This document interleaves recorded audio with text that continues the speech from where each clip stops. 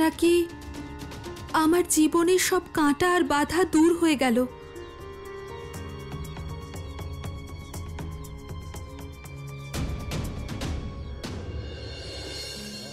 আপনি দিয়েছেন, নিশ্চয়ই কোনো কারণ আছে।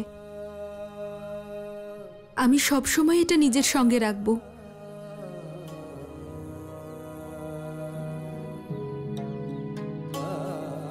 আপনাকে অনেক ধন্যবাদ সাই। আল্লাহ মালিক।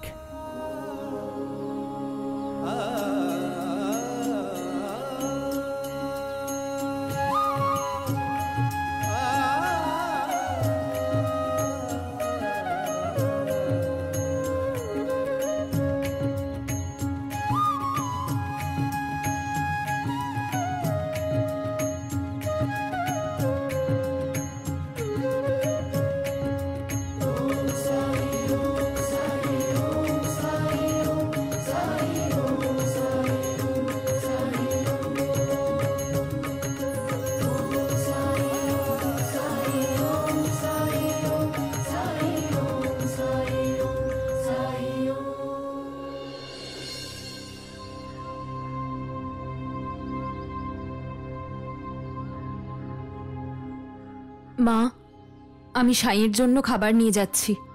কাল থেকে ভিক্ষা চাইতে আসেনি, জানি না কিছু খেয়েছে কিনা। হ্যাঁ বাইজা, তুমি যাও। সাইয়ের সাথে সাথে তোমার জন্য আমার চিন্তা হচ্ছে। ও যদি না খেয়ে থাকে তাহলে তুমিও খাও না, ওকে খাইয়ে তবে আসবে।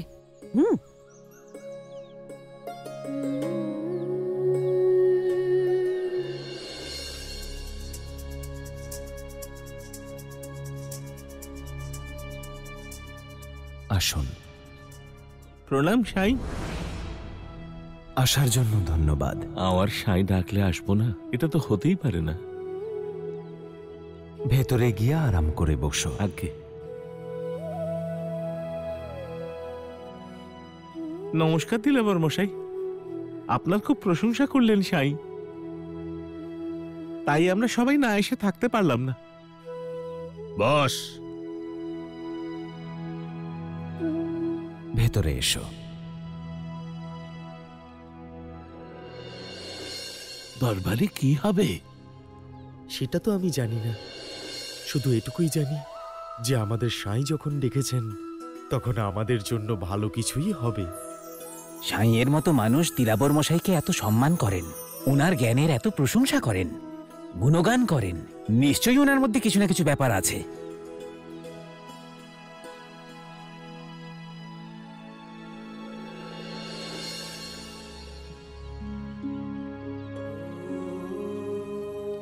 ভাইজামা,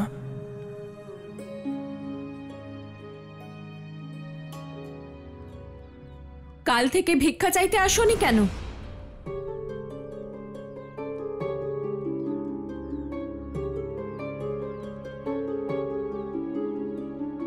কাল গ্রামের সবাইকে এই দরবারে আসার জন্য ঘুরে ঘুরে নিমন্ত্রণ জানানোর সময় ছিল তোমার। হ্যাঁ, এত ব্যস্ত কি করে হয়ে গেলে তুমি সাই, যে খাবার সময়টুকুও নেই? চলো এখন আগে খেতে বসো। আমি খেতে পারবো না মা।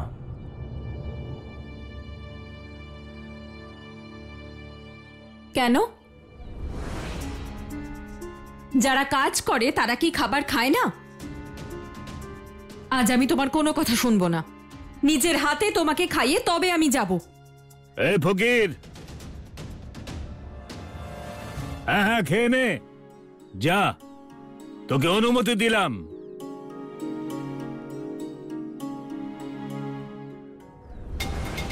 যাতে এই লোকগুলো ভুল না বোঝে যে আমি আমার শাগরেদকে খেতে দিই না। ধন্যবাদ।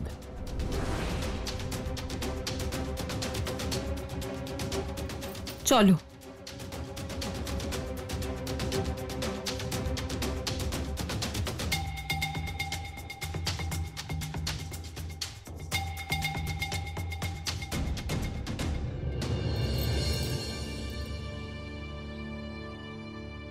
উনি তোমায় খেতে বারণ করেছিলেন?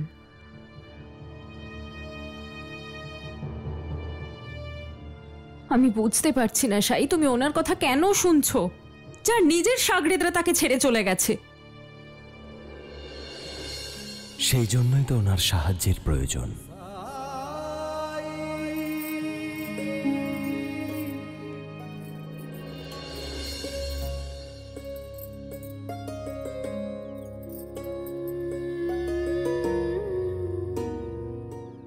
ভাইজামা,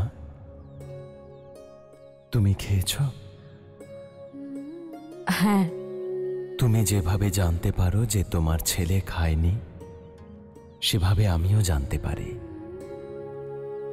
যে আমার বাইজামা ক্ষুধার্ত। যদি সব বুঝেই থাকো তাহলে কেন এত কষ্ট দাও? হ্যাঁ, তুমি কি জানো না সাই, যদি তুমি আঘাত পাও তাহলে আমারও কষ্ট হয়।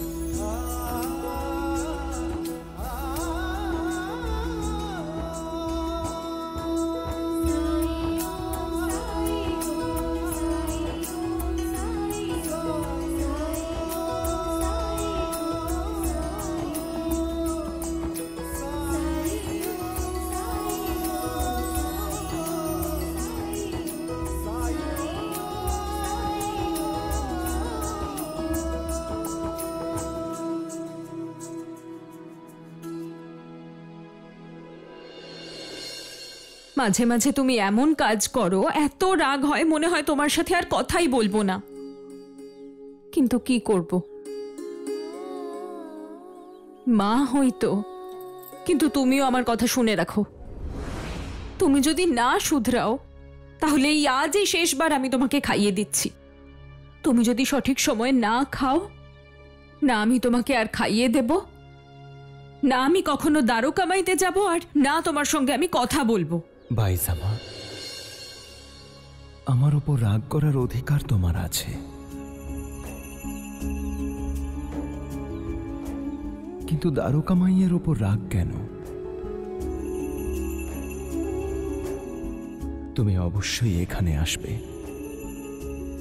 সে আমি এখানে থাকি বা না থাকি। আবার এক কথা সাই, আমি এখানে থাকি বা না থাকি বলতে কি বোঝাতে চাইছো? তুমি অন্য কোথাও কেন যাবে? তুমিও আমার কথা শুনে রাখো, তুমি আছো তাই দারোকামাই আছে। যেখানে আমার সাই নেই সেই জায়গা ভাঙা বাড়ি আমার কাছে। আর কিচ্ছু বলবে না তুমি সাই। আসছি আমি, নিজের খেয়াল রেখো। আমায় ক্ষমা করে দাও বাইজামা, তোমার কষ্ট, তোমার যন্ত্রণা দূর করা আমার পক্ষে সম্ভব নয়। নিয়তিকে কেউ খণ্ডাতে পারে না, কিন্তু কখনোই নিজেকে অসহায় আর পরাজিত ভেবো না। যদি শ্রদ্ধা আর ধৈর্যের পথে তুমি অটল থাকো, তাহলে সবকিছুই সম্ভব হবে। দিলাবার মশাই, খুব তেষ্টা পেয়েছে, আমি কি একটু জল খাবো? গিয়ে খেয়ে নে। হ্যাঁ, আমারও তেষ্টা পেয়েছে। এর মধ্যে তো জল নেই।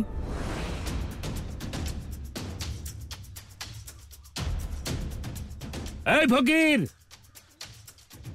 এদিকে আয়।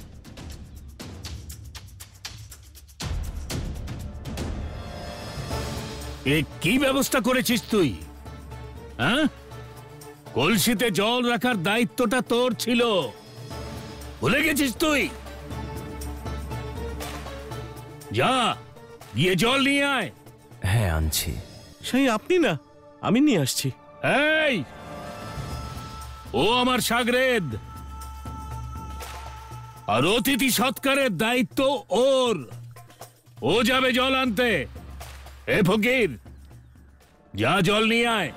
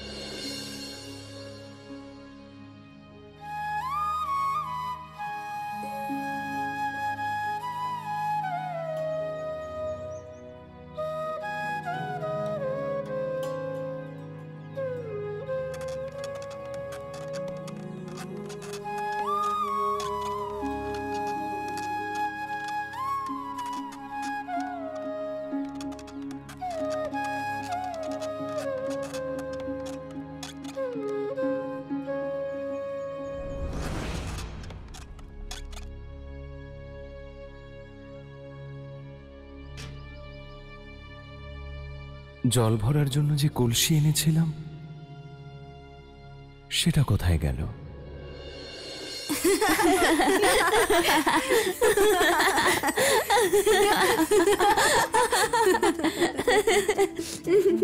নিজে হেঁটে তো কোথাও যেতে পারবে না, তাহলে কোথায় গেল? মনে হয় আর একটা কলসি আনতে হবে।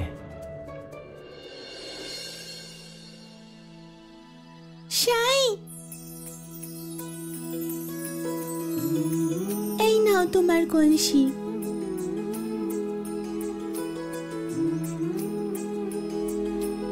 কেমন আছো তোমরা সবাই? ভালো আছি।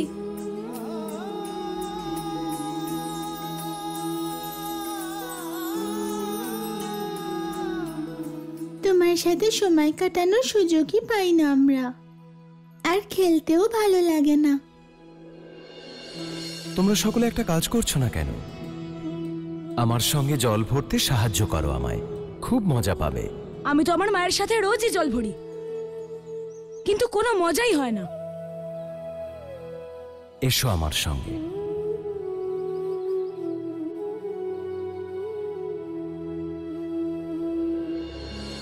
এই গাছটাকে দেখো, এই আশেপাশের ঘাসগুলোকে দেখো, চারা গাছগুলো দেখো।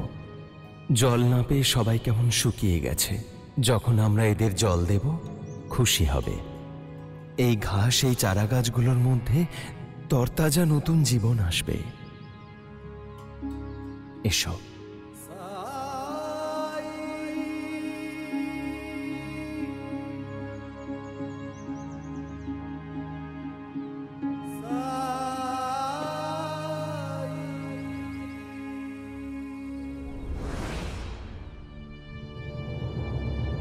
কি হলো? তুমি তো এমন করে বসে আছো যেন মনে কোনো আঘাত পেয়েছো। আরে আজ তো আমাদের বিপদ ঘাট থেকে নামছে, তোমার তো খুশি হওয়া উচিত। আরে খুশি তো এমনিতেই আছি, কিন্তু একটা ভয় আছে।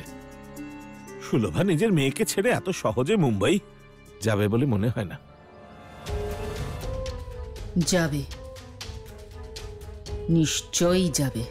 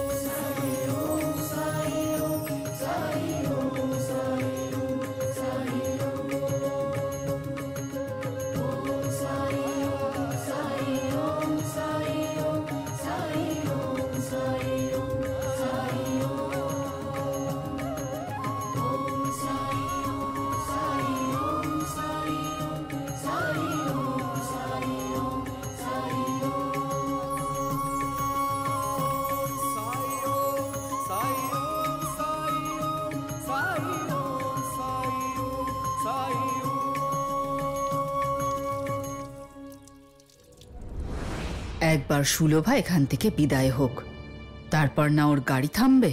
আর না ওর মেয়েকে পাবে। কিন্তু যখন সুলভা এখান থেকে যাবার জন্য বেরোবে, তখন তুমি ওর মেয়েকে কোথায় রাখবে? আমাকে দেখে কি বোকা মনে হয়? আমি আগে থেকেই সব ঠিক করে রেখেছি। যতক্ষণ না সুলভা শিরডির বাইরে যাচ্ছে ততক্ষণ ওর মেয়েকে কেউ দেখতে পাবে না। আর একবার ও চলে গেলে তখন আর চিন্তা কিসের? আরে বাহ, সত্যি আমি কতটা ভাগ্যশালী যে আমি এত বুদ্ধিমতী চালাক বউ পেয়েছি। কত দূর অব্দি ভাবতে পারো গো। আর তোমার বোন কি ভাবে? ওর দাদা আর বৌদি ওকে নিয়ে খুব চিন্তা করে। কত ভালো আমরা। খারাপ তো আমি বৌদি। নিজের দাদা বৌদির ভালোটা চোখেই পড়েনি, সবসময় ভুলই বুঝেছি ওদের। ওরাই আমাকে এত ভালো কাজ খুঁজে দিয়েছে। তোমার কথা খুব মনে পড়বে সুলভা, কিন্তু আমি এটা ভেবে খুশি যে তুমি তোমার আর মেয়ের ভবিষ্যতের কথা ভেবে এই সিদ্ধান্ত নিয়েছো। সকলে সন্তানের জন্য কত কিছুই না করে, সবার থেকে নিজের দুঃখ, কষ্ট, অনুভূতি সবকিছু আড়াল করে জীবনে এগিয়ে চলে। কি হলো বৌদি? কিছু না, আমি এখনই আসছি।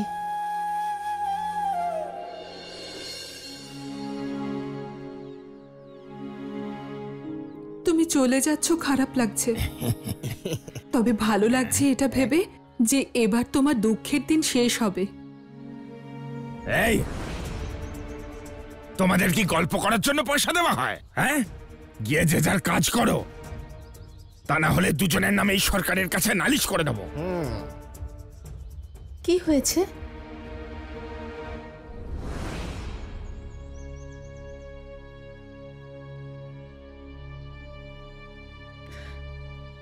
সরকারের এত মূল্যবান সময় কেন আপনারা এত সামান্য ব্যাপারে নষ্ট করাতে চাইছেন? আপনাদের কি সত্যিই মনে হয় যে শিরডির রাজার বাড়ির সেবক সেবিকাদের বিষয়ে হস্তক্ষেপ করার প্রয়োজন আছে? বৌঠান ঠিকই বলছে আন্তা, এটা তো আমরা ভাবিনি। পান্তা, বৌঠান আমাদের বাঁচিয়ে দিল। সরকারের কাছে যদি এদের নামে গিয়ে নালিশ করতাম তাহলে আমাদের কপালে দুঃখ ছিল। বৌঠান, আমরা তো এদেরকে শুধু কাজ করার জন্য বলছিলাম। মাইনে নিয়ে কাজ না করলে তাতে তো সরকারেরই লোকসান হবে, তাই না?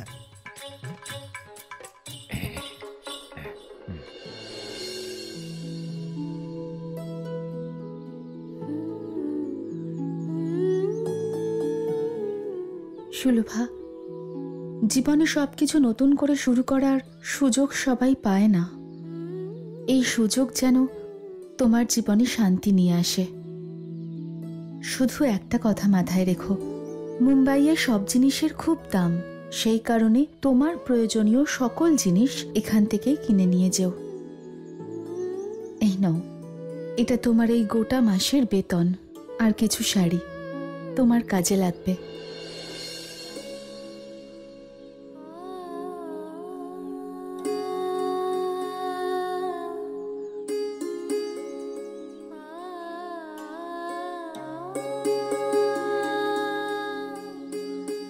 আমি খুব ভাগ্যবতী বৌদি যে আপনার মতো মালকিন পেয়েছি।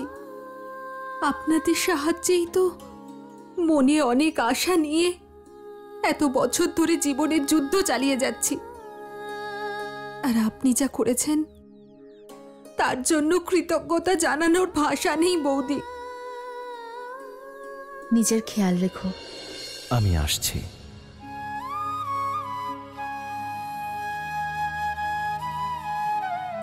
দাঁড়াও সাই, এত তাড়া কিসের? কতদিন পর তোমার সঙ্গে দেখা হলো। আরো কিছুক্ষণ থাকুন আমাদের সাথে। আমি আরো কিছুক্ষণ থাকলে দিলাবর মশাই রেগে যাবেন। দ্বারকামাইতে সবাই তৃষ্ণার্ত। ওই সাদা ভূতটা তোমায় খুব বিরক্ত করে, তাই না?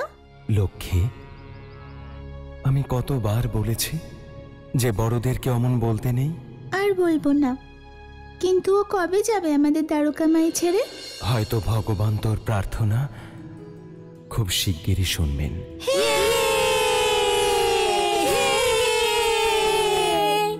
এটা তো খুবই ভালো খবর। ভগবান করুন ও যেন তাড়াতাড়ি চলে যায়, তারপর আমরা দ্বারকামাইতে যেতে পারবো। For more updates, subscribe to our channel, click the show links and enjoy watching the videos.